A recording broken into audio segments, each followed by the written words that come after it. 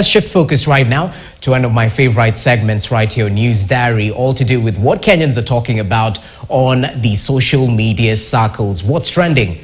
I'm joined by Anne Veronica from the Standard Digital Desk.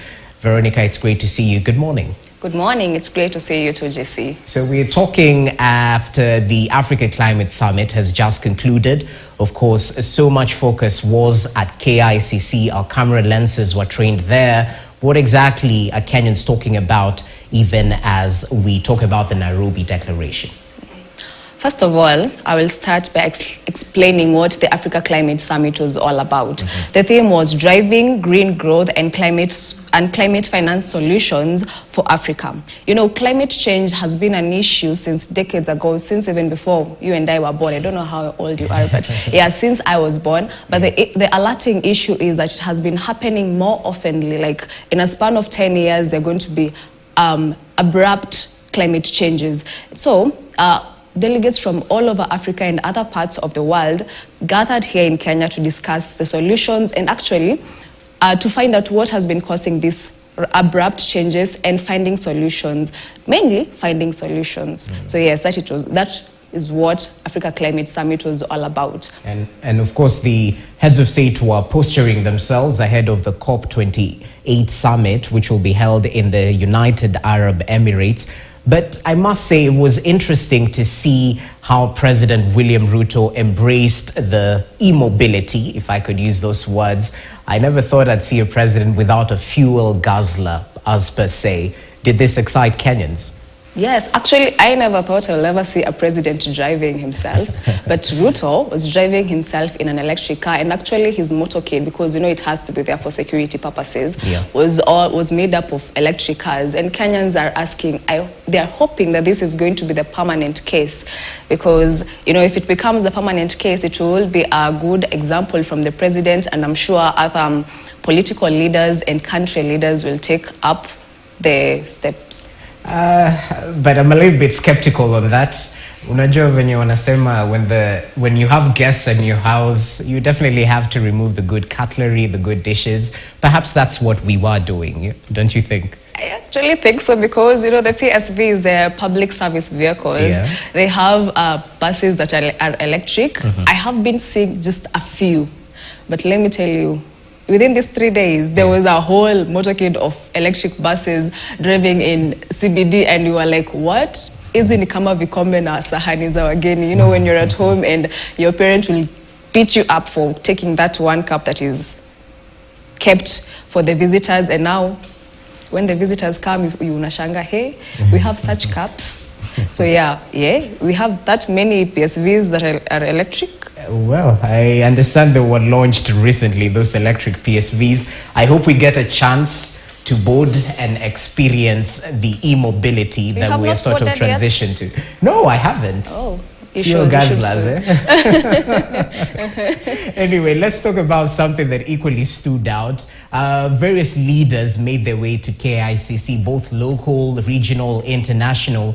But one stood out for me, the Member of Parliament, Peter Selassie, who was put to task to explain matters climate change. And I saw him trending. What were Kenyans picking out of that video? Okay, some Kenyans are defending him.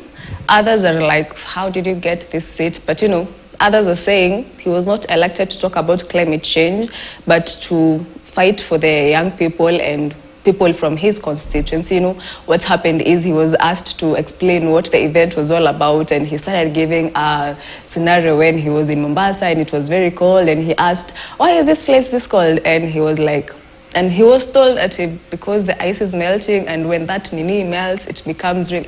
That was his explanation. But anyway, some Kenyans are defending him, others are really bashing him.